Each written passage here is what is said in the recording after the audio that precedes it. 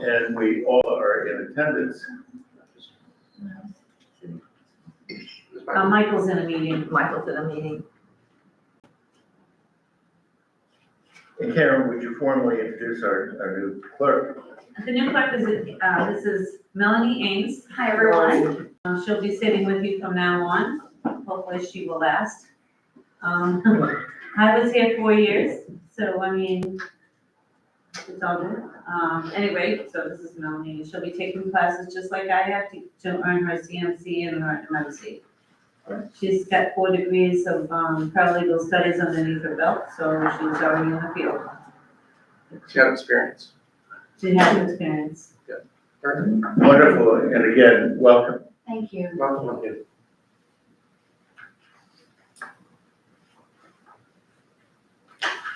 First, next on our agenda is the approval of the minutes. I have one correction. Down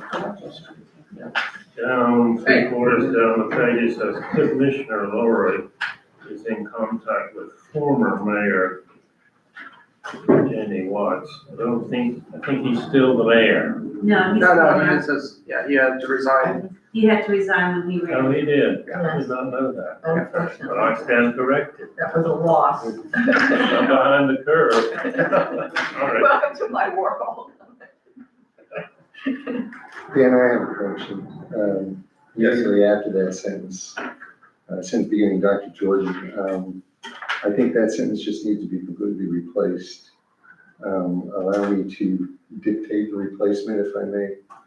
Dr. Jordan gave an overview of academic ecotourism programs across the country and proposed that we could easily develop college degree programs using the one at College of the Florida Keys as a precedent.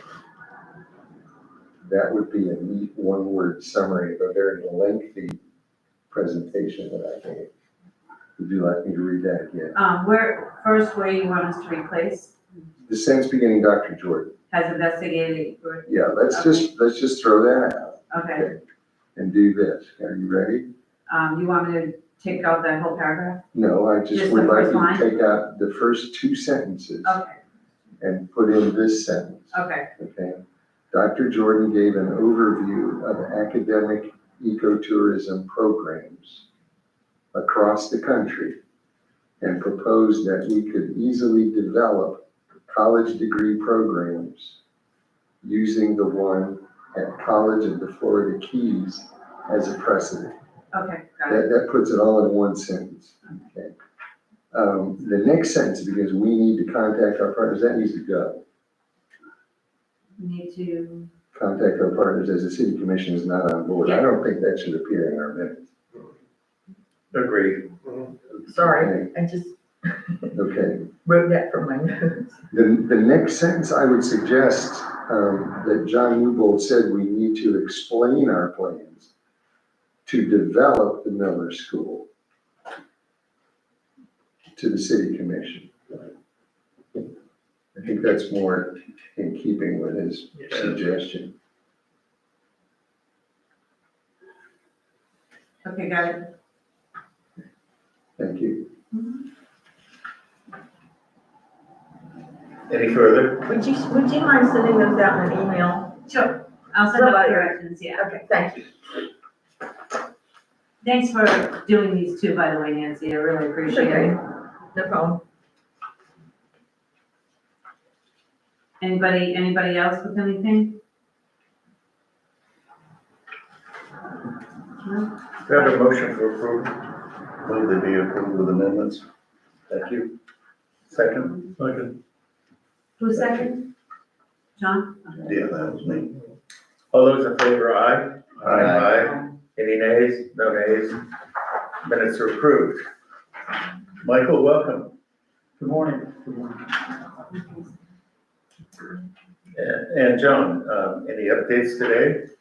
Yes, we originally had a meeting set for 9 a.m. on Thursday, January the 2nd, to meet with Superintendent Cersey and Mr. Bowley. The superintendent was not able to be there in person, so we thought that this meeting is important, when he should be there in person. But we also asked for a change. The next available date for him that he could be there was January the 14th, and we're doing that at 10 a.m. Charlie Douglas will be with us at that meeting. But we're also wanted to change it because we're trying to finish a booklet review that we're working on that will make this process move much more smoothly. Commissioner Lowry is working diligently on this booklet, and we should have it completed soon. It will be a concise rundown of what the committee has completed so far and its plans for completing the task. It includes 4 different maps that demonstrate visually what is described within the review. I am working on a talk to go before the city commission and a request for a contract for the acquisition of the Miller Middle School property. I have a rough draft, but it still needs work. That's where we are now. So we're meeting on the 14th at 10 a.m. Commissioner Lowry, myself, and Charlie Douglas.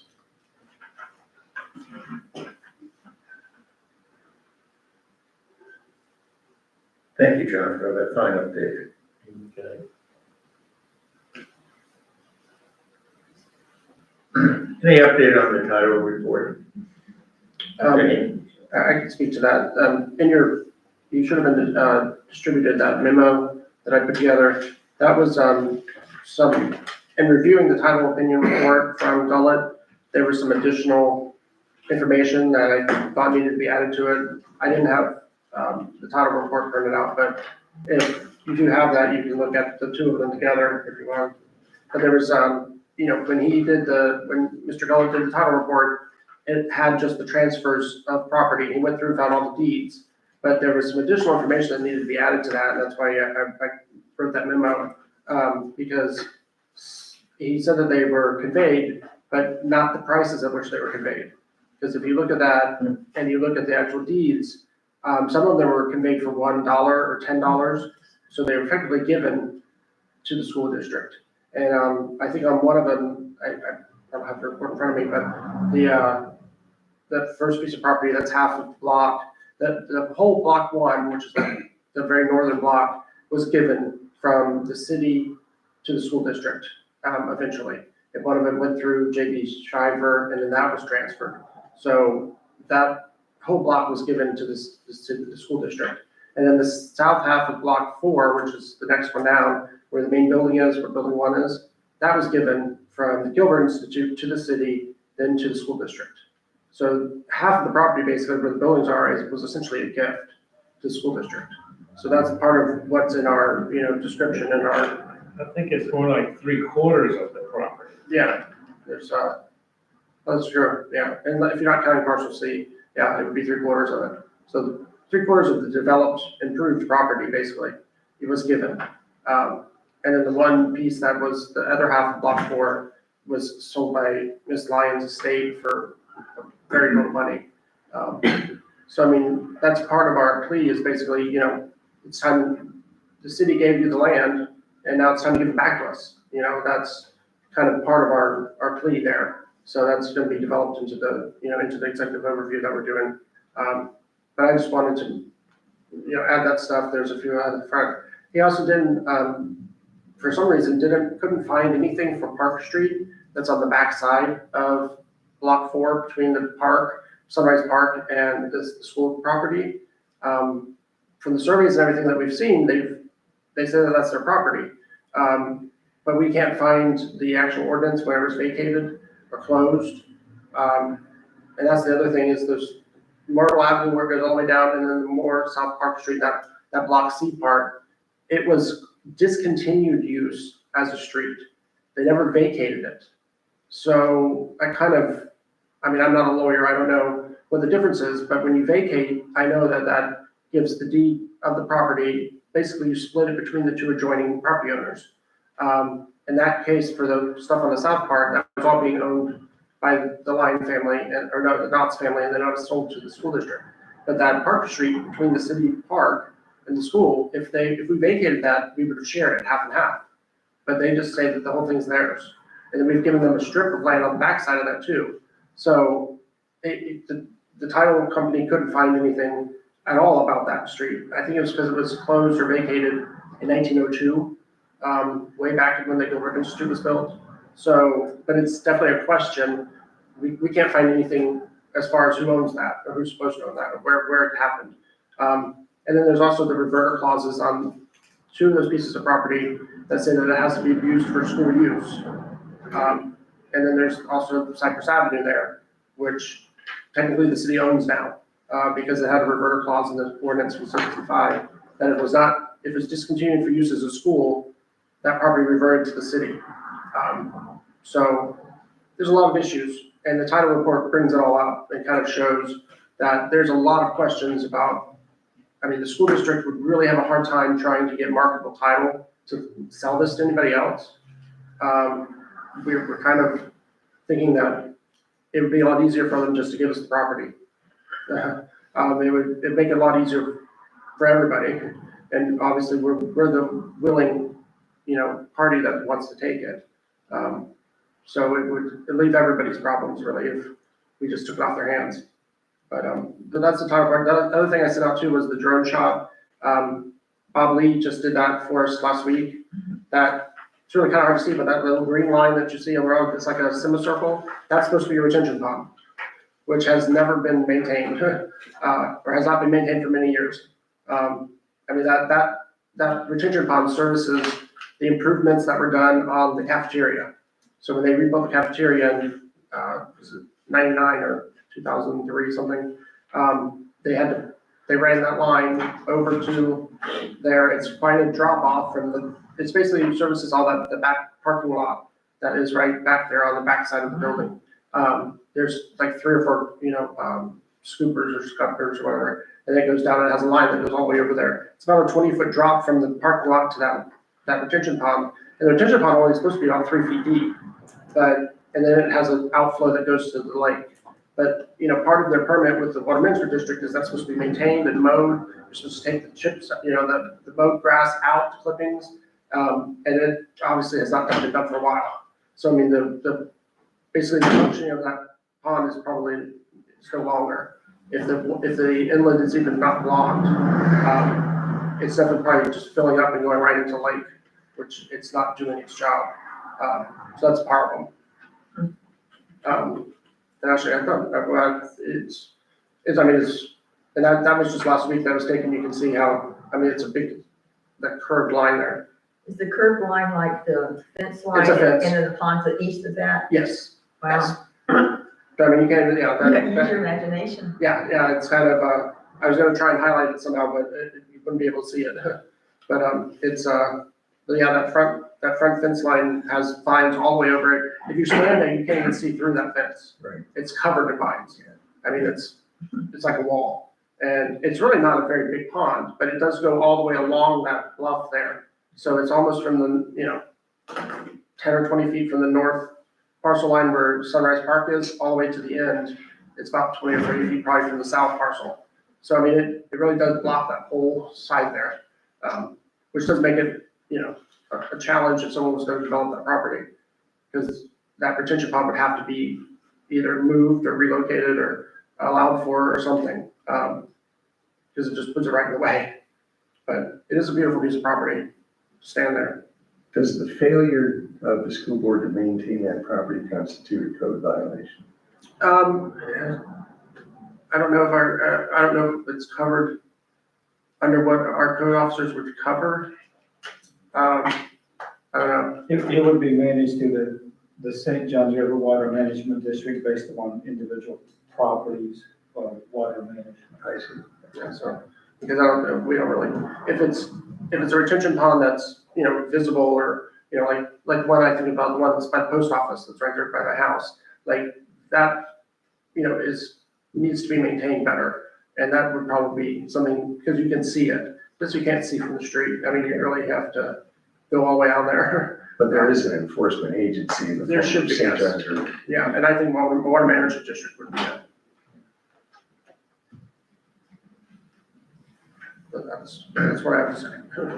Any questions for Commissioner Lori? Yes, I do. Park Street, you're talking about like if Park Street was extended to the south? Okay, so. It was originally platted, so Parker Street, where it ends right now, goes around the little curve there, Mhm. where Sunrise Park is, it went all the way down to the south property line. Okay, And so did Myrtle Avenue. Myrtle Avenue, where it goes and stops at like the parking lot Mhm. for the school, it would have gone all the way to the lake.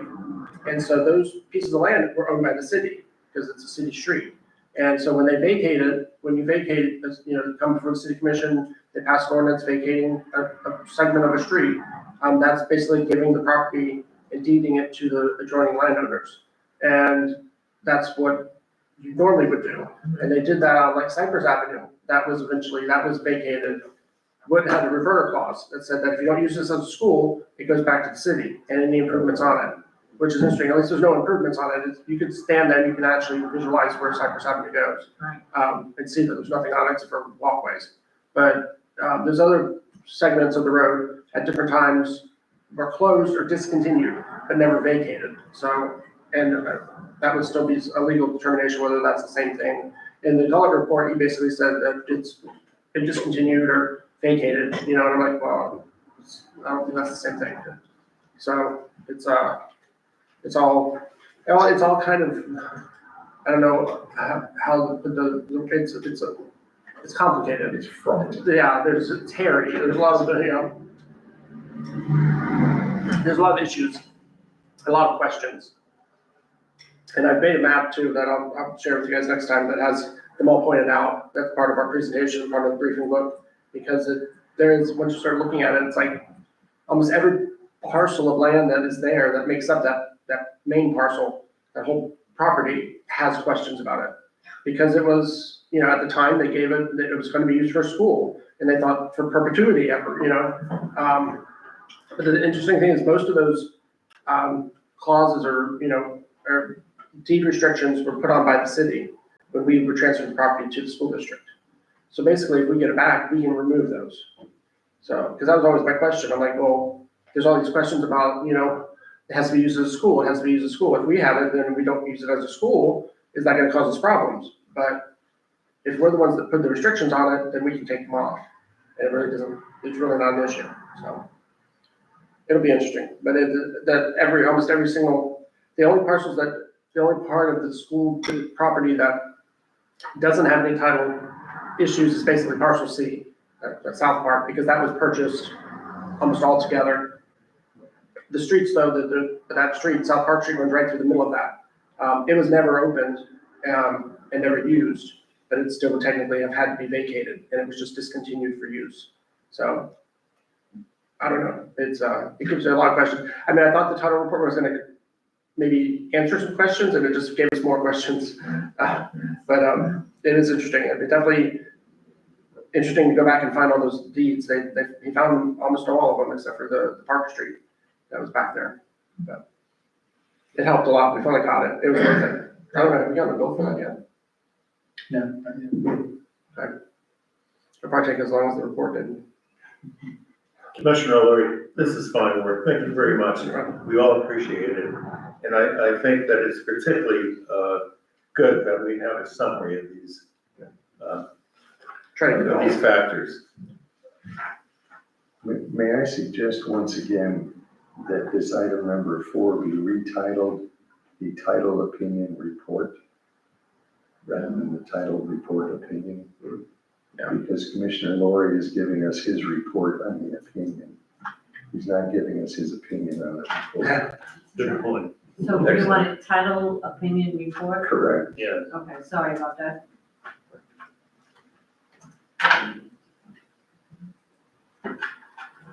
And that was on grade, correct?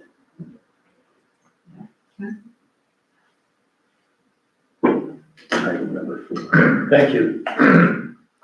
Michael, do we have any update on REG? Yes. In fact, I got something yesterday afternoon. They're going to be here next week I believe that it's the 15th, I'll have to verify that, to do, they want to do some on-site inspections. And they've got a company that's going to come in. It's called TLC, that does evaluations not only of structural, but of asbestos and chemical. To do the engineering, engineering. So they're going to be here, and I'll forward that to you, the time frame when they're going to be here. One of the companies is going to be here in the morning, and REG, the architectural site, is going to be here in the afternoon. But I'll forward what they sent to me. Thank you. Any update with the progress of the scanning? They should have finished it that day that they were there. I think the guy that was there was doing it. He came up from South Florida, he would have finished it that day. He was here at 8 o'clock in the morning, starting last month. I don't have a report back, but they should have something to me by today or at least next week. You'll follow up on it. Thank you very much.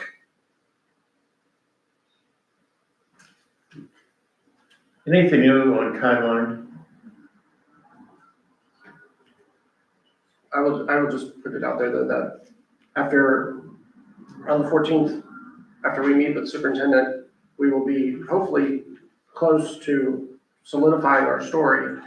And then we'll need to schedule a special meeting with the city commission, followed by a special meeting, hopefully with the school district or school board. We'll know better about that. And we want to give them plenty of time to digest the briefing book. It is, right now, it's over 100 pages. Because all of the different reports that we've had done are all being collated in there. So there's a lot to cover. The executive summary is 2 pages, and then the actual narrative is about 17 pages. And that's just the draft. I still have a little bit more to put in there. So it's gonna take up, we wanna make sure that everybody has time to digest it and give everybody enough time to sit there and read through it. So we wanna give everybody a few weeks to have it. But so we're, looking at probably a city commission meeting in February and a school board meeting in March is what we're shooting for. But that's still up to those bodies to schedule those. But that's what I think would, be the right timeline for that, in my opinion.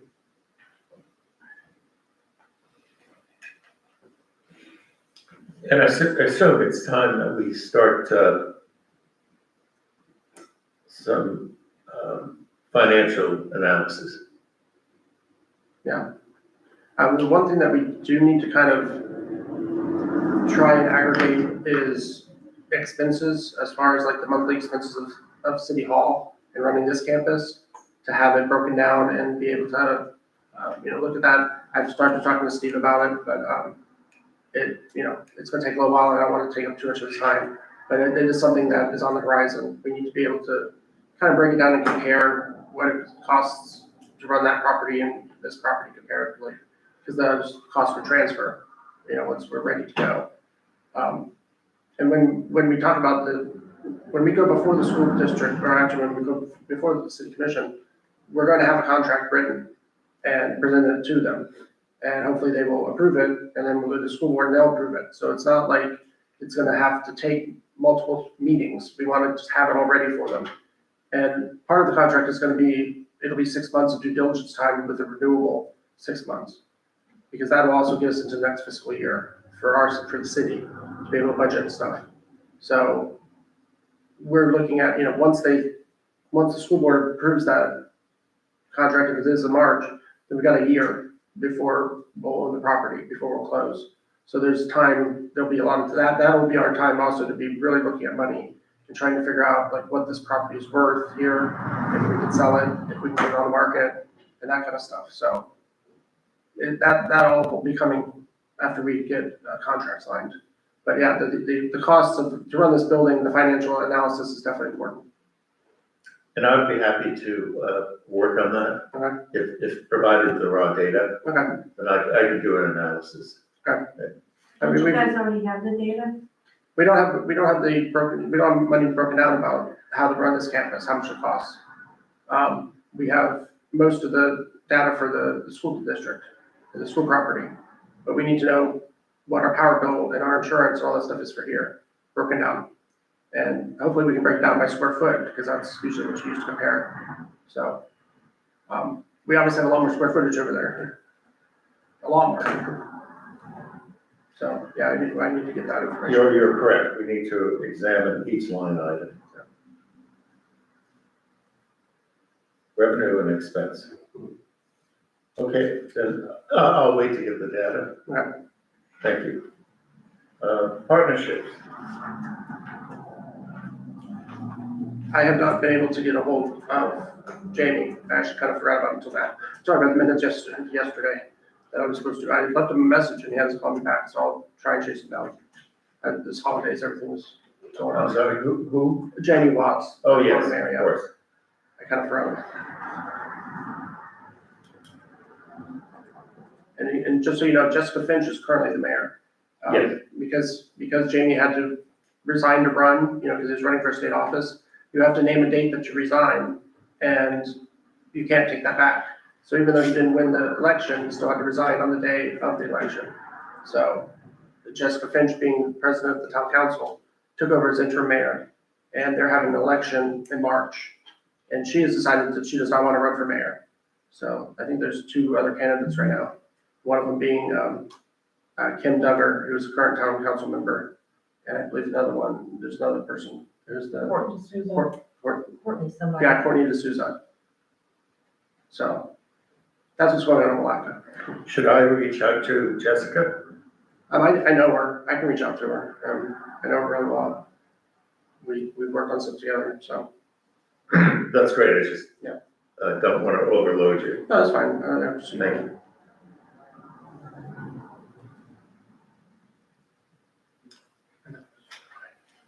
Old business.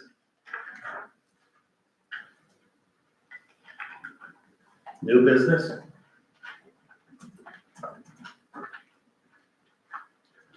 Can I ask a question?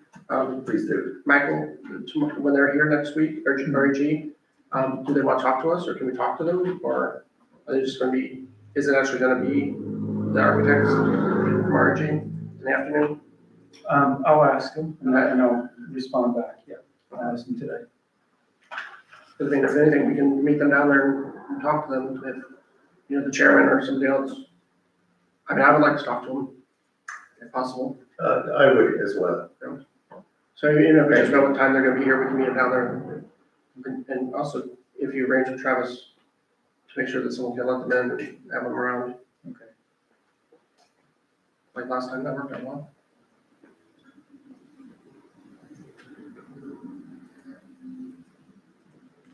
Any other business discussions?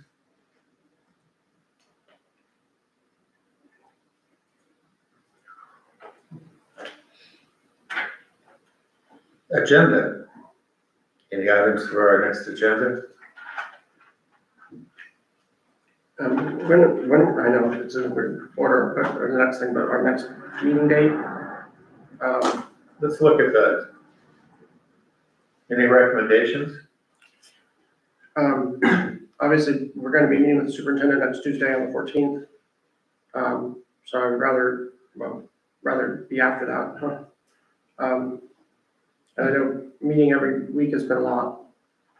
I don't know if we want to skip a week. I should have the briefing books together after that, especially after we talk to them. I don't know if we have time to, because one of the things is based on what the superintendent says, his feedback will be how we kind of shape the story. We're gonna kind of lay all the information out to him and say, hey, what direction do we need to go with this? Should we push this way or push that way or whatever? So, that would probably be, reformatted after that, but I mean, I can have the books. I don't know if I have the books done for them. I don't think I can have them done next week. So, You want to make 2 weeks? yeah, that would be better. Well, didn't the commission vote Yes. for the meeting to be every other week anyway? Well, Well, Unless it was important. exactly, and that's what we're considering now, Karen. Thank you. so I mean, 2 weeks, I mean, it would be a lot for me to get it all done for next week. Not necessary, I think 2 weeks is fine. Okay, And, I appreciate that. and of course, we should be sensitive that there is change. Yeah. Within staffing in the city. And a lot going on in our city government, so 2 weeks is appropriate. So the 21st? Yes, is the 21st good for everyone? That's a Tuesday, yes. Yes, It's the 21st. 21st. Okay. Got it. That's fine. All right, so our next meeting will be January 21st, the usual time at 9 a.m. So hopefully, as far as agenda goes, I should have those books. And you guys can see what, it's gonna have everything in there, basically, all the reports that we've had done, all the information that has been accumulated to this point so far. And it's a lot. That's terrific. Yeah. Very So I exciting. got some help with that, so, but it is a lot. It is nice to look at it all and see, we've done a lot. It's been 6 months and we've gotten a lot done. We've come a long ways. Yeah. Well, that will be perfect in 2 weeks, then we'll have the luxury of time to study the information within the new books. Anything else this morning? Nothing new for the agenda for next week, correct? Nothing yet for the next week's agenda, next meeting's agenda. Okay. But I'm sure that if any of us have a recommendation, we'll be in touch with you. Any comments from our fine audience? Not today. Absolutely not. Well, special thank you for being our fine audience. I told her I was not gonna come to school. I was not gonna come by wheelchair to the city hall today. It's a little chilly. Little bit. So I had to get her up. That's it. Just gotta get dressed. Or do I just get to open? Well done. Yeah, no one should just open the door. Do I have a motion for adjournment, please? So moved.